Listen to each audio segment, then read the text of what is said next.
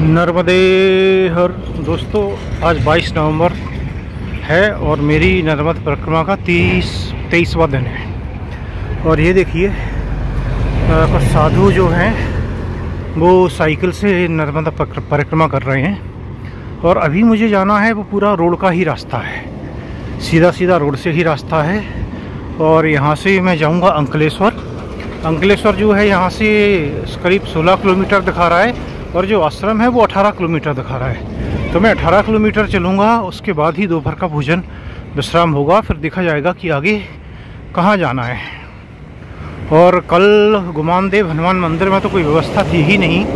व्यवस्था तो नहीं चाहिए होती, बट पानी ज़रूरी है। तो पानी, टॉयलेट नहीं है तो फिर बड़ी समस्या आती। बहुत बड़ा मंदिर था, लेकिन लोग बाग कंप्लेंट कर रहे थे कि जो महंत जी हैं जो रहते हैं, बोले सभी परेशान हैं, बोले व्यवस्थाएँ नहीं करती हैं। पैसा तो आता है, व्यवस्था नहीं करते हैं। खैर जो भी सच्चाई हो, हम इतनी जल्दी सच्चाई तो नहीं जान सकते। लेकिन फिर हम बाहर जगह ढूंढने लगे तो एक सज्जन ने अपने घर में आश्रय दिया। तो आश्रय, हम घर में तो नहीं जा सकते हैं सोने के लिए, बट घर के बाहर सोए और उन्होंने भोजन उपलब्ध कराया। तो चलिए आज मैं चलता हूँ, निकल लिया हूँ। अभी सूर्योदय में थोड़ा सा वक्त है, लेकिन उजाला है। तो देखते हैं कब पहुँचता हूँ मैं अंकलेश्वर।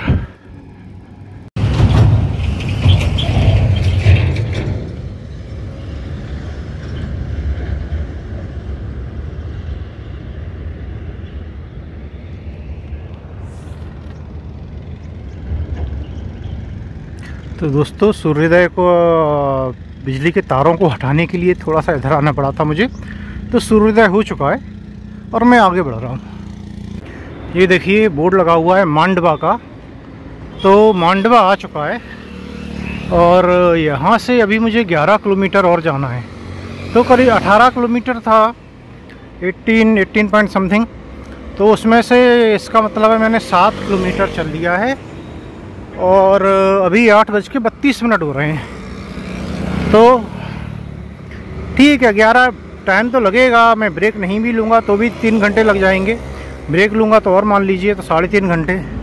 तब भी अगर मैं 12 बजे तक पहुँच पाया तो ये बहुत अच्छा रहेगा। तो उसके बाद में आराम से काफ़ी विश्राम भी हो सकता है और आगे भी बढ़ा जा सकता है दोपहर के बाद। लेकिन बोलना आसान होता है, तो हो सकता है इतने में नहीं हो पाए, थोड़ा सा वक्त लग जाए। लेकिन ठीक है, अगर 1 से 1:30 बजे तक भी मैं पहुंचा तब भी कोई समस्या नहीं होना चाहिए। देखते हैं, जो भी है अपना काम है, चलते रहना। तो मंजिल से ज़्यादा ध्यान जो है वो रास्ते पर देना है। अभी तो रास्ता है, लंबा है, देखिए आगे क्या क्या आता है।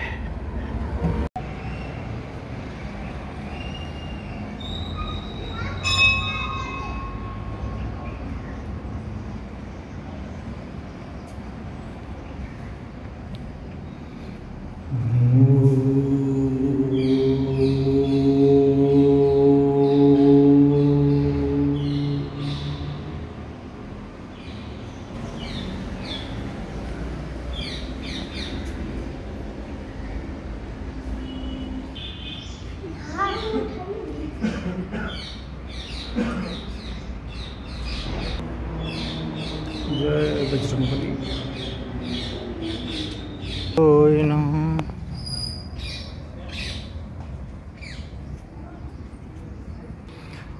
इसे रामकुंड बोलते हैं। इसमें लोग आप पैसे डालते हैं, पता नहीं क्यों। मैं अभी कोशिश करूंगा किसी से मालूम करने की।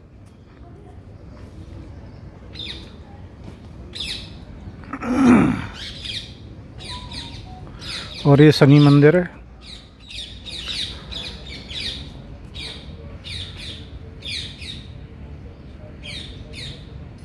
जय शनिदेव।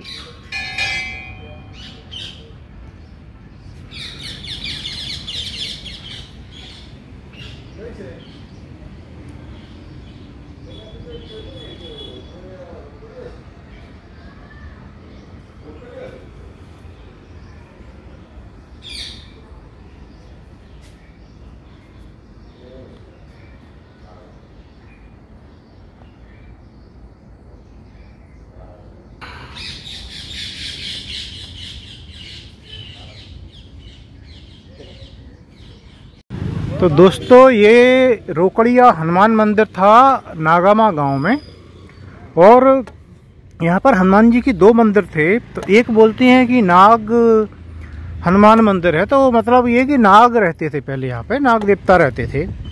अभी तो बोले पत्थर वत्थर रख दिए तो चले गए। और दूसरा जो एक कुंड था उसमें जो पैसे डाल रहे थे, तो उसमें उन्होंने बताया कि 11 किलो का एक पत्थर है जो कि पानी पे तैरता है। ऐसे बोले 3-4 पत्थर नर्मदा मैया में से मिले थे। तो एक यहाँ पे रखा हुआ है और कुछ पत्थर 2 या कुछ पत्थर हैं वो उत्तर तट पे दूसरी साइड पे एक हनुमान जी का मंदिर है उसमें रखे हुए हैं। तो वो भी देखेंगे, क्योंकि वहाँ से हमें निकलना ही है। जब समुद्र पार करके आएंगे उत्तर तट से, तो उधर से भी जाएंगे, तो उधर भी मंदिर पे दर्शन करेंगे। तो ये था यहाँ का बहुत पुराना मंदिर है, बहुत प्राचीन मंदिर बताया। और जो पिछला गांव पड़ा था, क्या नाम था भूल गया मैं, उससे करीब अगर मैं गलत नहीं तो 1 किलोमीटर और आगे आने पर ये पड़ता है। कुल मिला के इस जगह का नाम नागामा गांव बताया उन्होंने। तो काफ़ी अच्छा है, प्रसिद्ध मंदिर है और पुराना मंदिर है। तो इधर से निकलिए तो ज़रूर दर्शन कीजिए। अब मैं आगे जाता हूँ धीरे धीरे। और आज तो मेरा क्या है, ब्रेकफास्ट भी हो गया है, नाश्ता हो गया है। बाल भोग में मिला नहीं कुछ, रास्ते में कुछ नहीं मिला, लेकिन जो कल शाम को जो टेंट वाले महोदय थे उनने जो केला दिए थे तो वो केले मैंने रख लिए थे, संतरे खा लिए थे। तो वो केले आज सुबह करीब जब मैं ये चल चुका 7-8 किलोमीटर, तो मैंने एक जगह बैठ के उन्हें खा लिया, क्योंकि रखे हैं रखे रखे ख़राब हो जाते हैं। बिस्किट वगैरह जो मिलते हैं तो वो मोस्टली कहीं कोई बच्चे पढ़ा रहा होता है या कुछ अच्छा होता है तो मैं उधर दे देता हूँ जहाँ लगता है कि ज़रूरत है। और लेकिन ये आज मैंने खाया है। तो चलिए अब आगे बढ़ा जाए। ये एक और मंदिर है, लेकिन मैं इसमें नहीं जाऊंगा, मैं आगे बढ़ूंगा। अंकलेश्वर कहीं ना कहीं आने ही वाला होना चाहिए 1-8 किलोमीटर में, 1 या 2 किलोमीटर में। फिर शायद 3 किलोमीटर के आसपास वहाँ से रामकुंड और है, तो मुझे जाना है रामकुंड। तो मैं आगे जाऊंगा रास्ता देख के, पूछ के। तो दोस्तों ये रास्ते में है श्री अयप्पा मंदिर। तो मैं ज़रा एक बार अंदर होके फिर आगे के लिए जाऊंगा।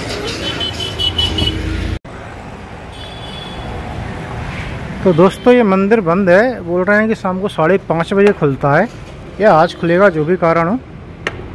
तो बंद है तो बंद है, आगे बढ़ते हैं।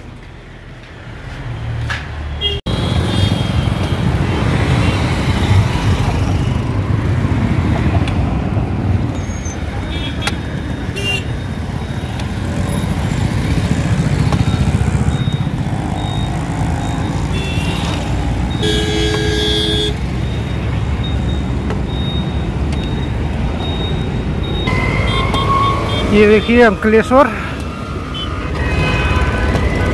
अभी ये ब्रिज के बाद अंकलेश्वर में प्रवेश कर जाएंगे और फिर करीब 3.5 किलोमीटर इसी के अंदर ही जाना है। और सिटी के बाद में या बीच में पता नहीं यहाँ भी है, बट यहाँ से और चलना है। तो यहाँ से सिटी शुरू हो जाती है, 3.5 किलोमीटर हमें अंदर जाना है।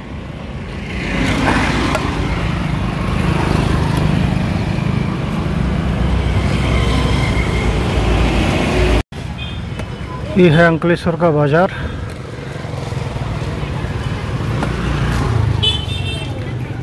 पुराना बाजार होगा ये।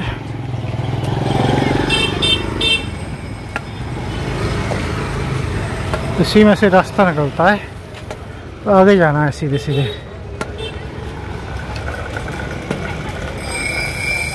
दोस्तों ये देखिए एक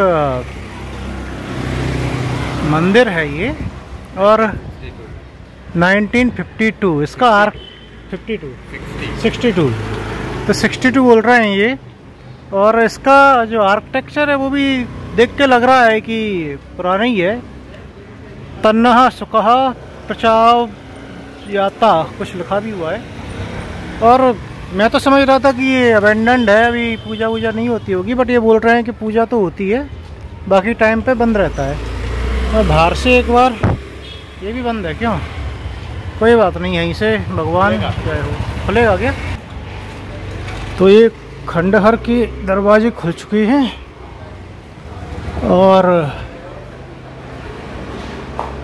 हे प्रभु दीनानाथ। तो ये देखिए, ये है मंदिर। पता नहीं किस कारण से ये मोस्टली बंद ही रहता है। और ठीक है, अब आगे बढ़ेंगे।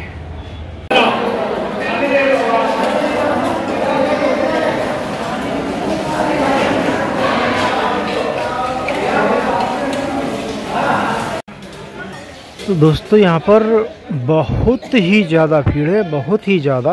तो नहाने वगैरह का तो कुछ यहाँ पे नहीं दिख रहा है, कपड़े धुलने का। यहाँ पे क्या है, बहुत बसों वाले लोग आए हुए हैं और चूँकि ये जगह का नाम है और आगे समुद्र आने वाला है अब, तो उनको ये बस वाले यहाँ पे भोजन करेंगे और बिमलेश्वर में जाके रुकेंगे। तो इसीलिए बिमलेश्वर का भी अंदाज़ा इसी से लग सकता है कि वहाँ पर कितनी भीड़ होगी। अगर 1-2 दिन समुद्र क्रॉस करने में लग गए, जैसा कि लोग बताते हैं कि वेटिंग लिस्ट होती है, और ऐसी भीड़ हुई तो देखेंगे कैसे कटती है आगे। जो होगा वो तो होगा ही, उसे तो बदला नहीं जा सकता। लेकिन आज यहाँ से आगे बढ़ा जा सकता है, तो वो मैं करूँगा। थोड़े से पैरों को विश्राम दूँ, क्योंकि लगभग 20 किलोमीटर चल चुका हूँ और मैंने भोजन भी बहुत ही थोड़ा सा किया है। चावल दाल थे तो बहुत कम, एक मुट्ठी में जितने आते हैं बस करीब उतने ही खाए मैंने। अब धीरे धीरे आगे बढ़ूँगा, लेकिन आधा घंटा विश्राम के बाद।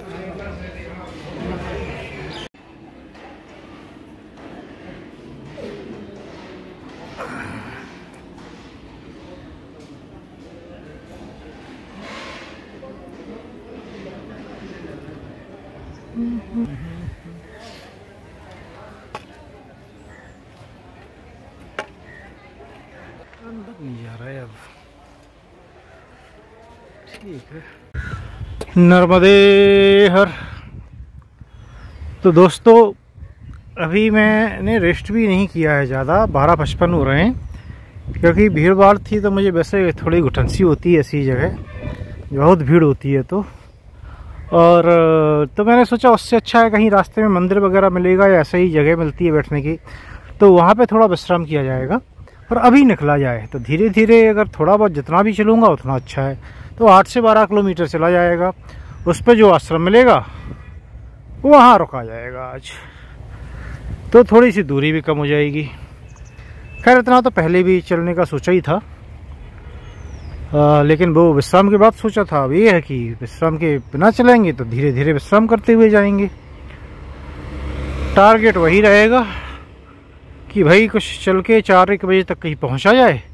अगर कुछ मिल गया तो अच्छा रहेगा, तो नहाने कपड़े धुलने में आसानी हो जाती है। अगर नहीं होता है तो फिर थोड़ी सी समस्या बढ़ जाती है। और बट सब कुछ अपने हाथ में तो होता नहीं है, इसलिए बेहतर यही है कि धीरे धीरे चलो। तो चलिए आगे बढ़ते हैं, आप भी हमारे साथ आगे बढ़िए। मैं आपको कराऊंगा मैया नर्मदा मैया की पैदल परिक्रमा। ये देखिए, ये दांडी पथ है और गांधी जी भी छपे हैं, तो ये पक्का शायद वही जगह है जहाँ पे कि गांधी जी ने दांडी यात्रा निकाली होगी। अब गांधी जी ने दांडी यात्रा निकाली थी, अगर मैं गलत नहीं हूँ तो कुछ नमक या कुछ अंग्रेजों ने कानून लगाए थे, कुछ रिस्ट्रिक्शन वगैरह लगाए थे नमक के बनाने पर या ऐसा कुछ था, तो उससे कुछ रिलेटेड है। अब ये मत बोलिए कि मेरी नॉलेज इतनी बेकार है हिस्ट्री की कि मुझे ये भी याद नहीं है। ये दोस्त जो है वो मेरी नॉलेज का नहीं है, मेरी मेमोरी का है। तो मेरी मेमोरी आजकल उतना साथ नहीं देती है। तो चलिए अभी आगे चला जाएगा इस रास्ते पर, और पक्का पूरा तो रास्ता मुझे नहीं पता चला है अभी, लेकिन इतना पता है कि काफ़ी किलोमीटर अभी रोड पर ही चलना है। उसके बाद कहाँ से मुड़ेगा वो आगे जैसे ही कोई आश्रम मिलता है 4, 8, 12 किलोमीटर जो भी मैं आज जाऊँगा तो वहाँ से पता किया जाए। क्योंकि यहाँ पर तो स्थिति बहुत ख़राब थी। यहाँ पर तो ख़राब माने वैसी ख़राब नहीं थी, लोग बाग अच्छे रुके भी थे, तो भीड़ ही थी, तो ऐसे भीड़ में किसी से पूछना बहुत मुश्किल होता है। आप किसी को पकड़ोगे, उतने ही लोग होते हैं उनके पास, वो लगे हुए हैं। तो बेहतर है कि आप आगे निकलो, और यहाँ पर कोई थोड़ा सा फुर्सत में हो तो उससे पूछो, जिससे जानकारी भी हो। तो आश्रम कोई भी ऐसा होता है, सेवाश्रम या कुछ जगह है जो कि जानती हैं परिक्रमा के बारे में, तो फिर वो बता देते हैं।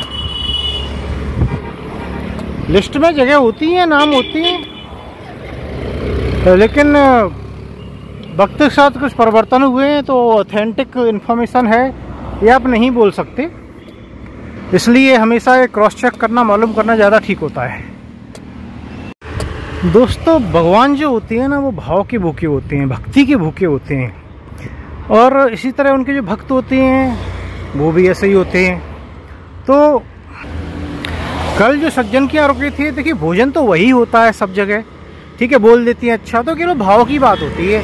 तो उन्होंने जितने मन से भोजन कराया, हमने बोला कि चावल बोल, चावल ही कर दिए, तो उन्होंने फिर भी बनाया, तो और जिस तरीके से खिलाया, तो एक अलग पता चलता है कि भक्ति भाव है, करना चाहता है इंसान, और तो वही होता है। और इस पर भी एक धार्मिक कहानी है।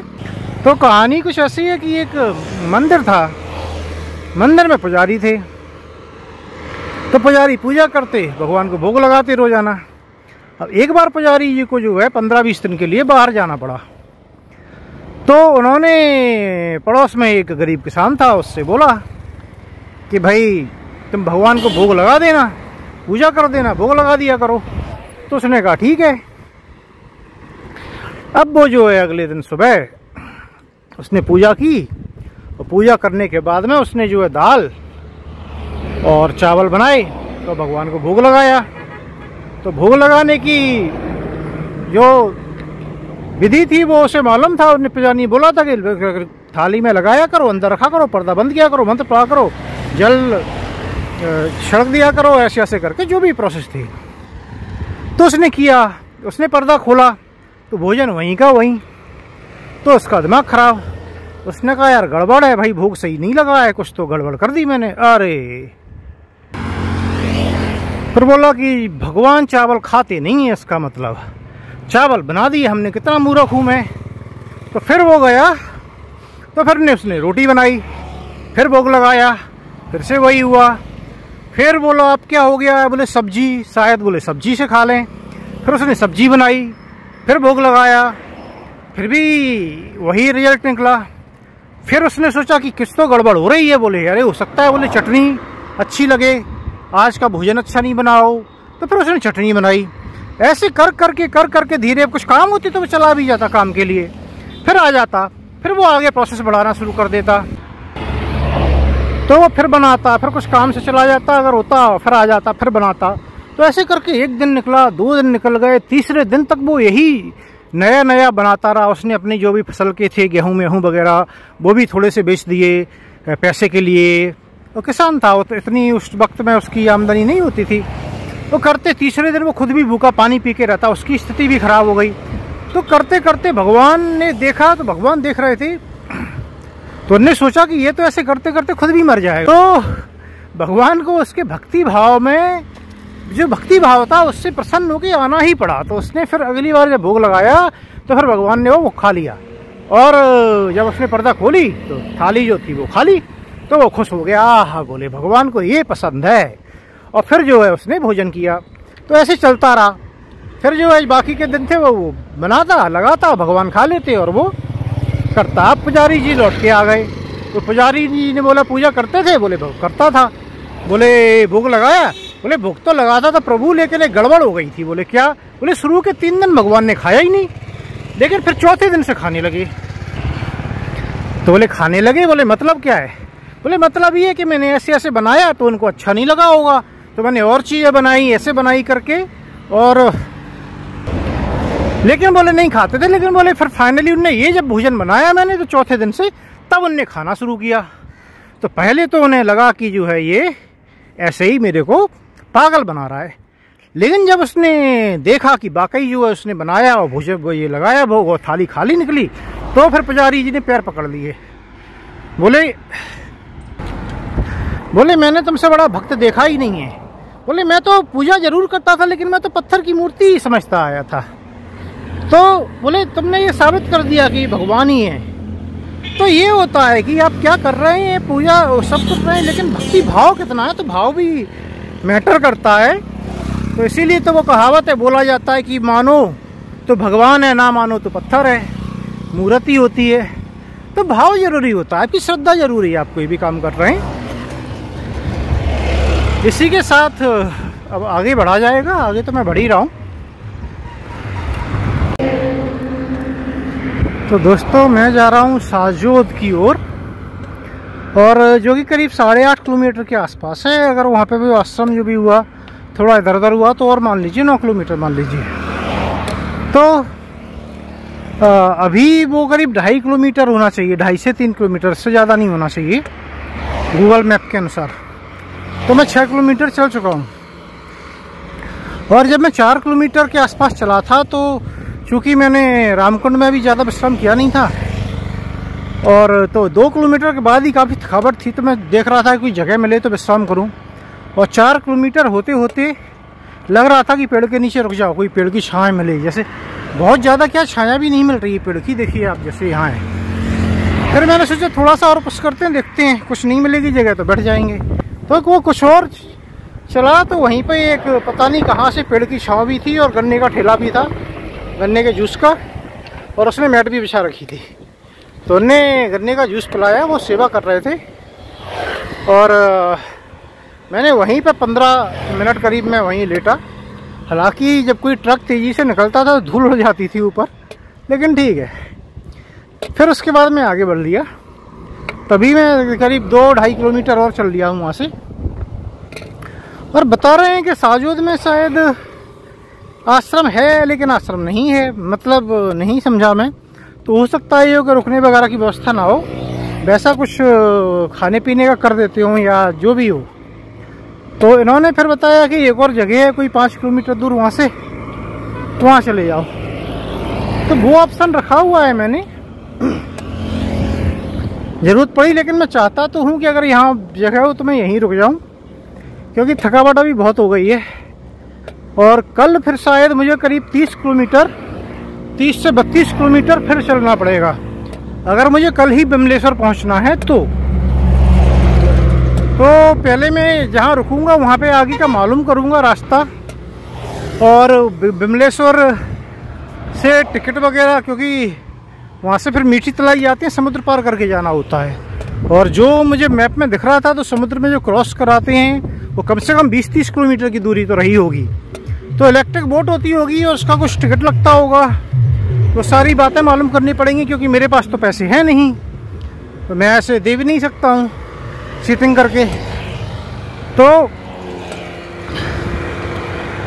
ये सारी डिटेल मालूम करूँगा मैं। अगर कोई ऑप्शन नहीं होगा, टिकट देना ही पड़ता होगा, तो हो सकता है पहली बार मुझे UPI के थ्रू धन लेना पड़े। अभी तक अवॉइड इसलिए किया था, आप लोग कई लोगों ने नंबर मांगा, मैं इसलिए नहीं देता था कि ऐसा ना हो कि घर वाले या रिश्तेदार किसी के नाम से पैसा डलवा दें ज़रूरत पड़ने पे, तो वो ठीक नहीं है। लेकिन फिर मुझे लगता है कि अब अगर ज़रूरत हुई तो फिर मैं नंबर डालूँगा उसके साथ में कि कितना ये लगने वाला है, उससे ज़्यादा नहीं चाहिए मुझे। तो देखता हूँ, पहले साजोद पहुँचूँ, वहाँ पर कैसा भी आश्रम हुआ, अगर बैठने की जगह हुई, बात करने वाला भी कोई हुआ तो काम हो जाना चाहिए। वहाँ पे अगर नहीं हुआ तो थोड़ा विश्राम करके और खींचा जाएगा थोड़ा सा। और अगर जगह हुई तो बहुत अच्छा है, हमें कुछ नहीं चाहिए, सोने के लिए जगह चाहिए बस। भोजन नहीं भी मिलेगा तो चलेगा, लेकिन पानी की व्यवस्था होनी चाहिए, पानी और टॉयलेट होना चाहिए। वो हो तो ज़्यादा ठीक है, बाकी देखते हैं।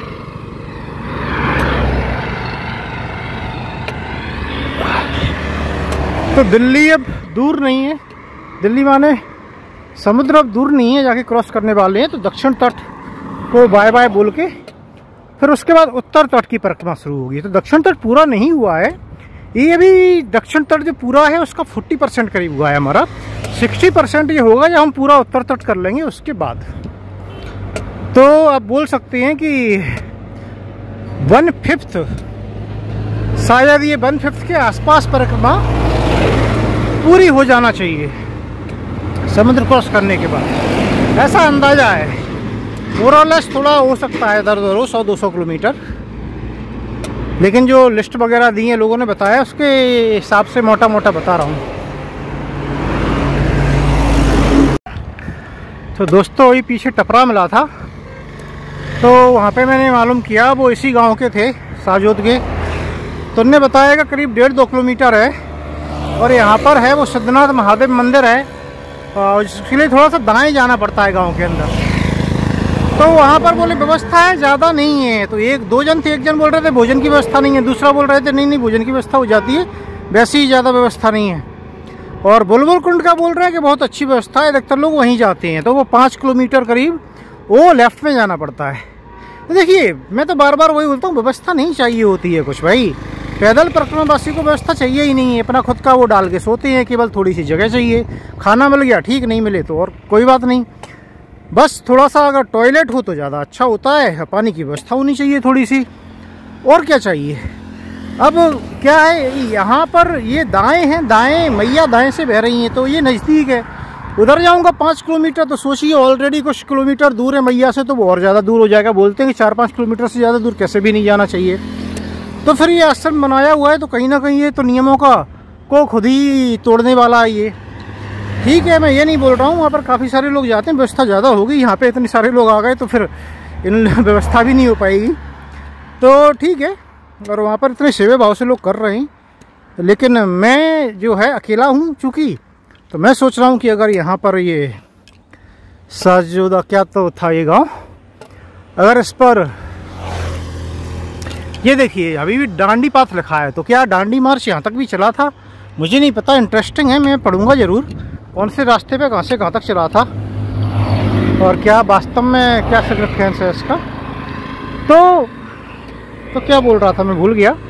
तो कुल मिला के ये है हाँ कि मैं अकेला हूँ, तो अगर यहाँ पे रुकने दिया जाता होगा तो मैं यहीं रुकने के पूरे मूड में हूँ। बाकी देखते हैं आगे पहुँच के, अभी तो 2 किलोमीटर और चलना है, तो एक बार चलूँगा फिर पहुँचूँगा, फिर देखूँगा वहाँ पे थोड़ा विश्राम तो करूँगा ही करूँगा कम से कम। ये देखिए दोस्तों, ये पार्श्वनाथ जैन मंदिर है और ये सिद्धनाथ शिव मंदिर है शायद जो सामने दिख रहा है, तो मैं वहीं जा रहा हूँ और जाके देखूँगा। तो दोस्तों ये जगह है, ये देखिए खुली तो ये भी है, ज़्यादा खुली है, ठंड लगेगी लेकिन ठीक है। और मैं अंदर आ गया हूँ और ये इंद्र कुंड शायद कुछ कुंड बोल रहे थे, तो ये देखिए पानी भरा हुआ है नीचे, ये वो कुंड होगा। और मंदिर मैं बाद में देखूँगा जाके। ये माता का मंदिर है, नर्मदा मैया जय मैया, मैया मिल गई, अरे बाबा ये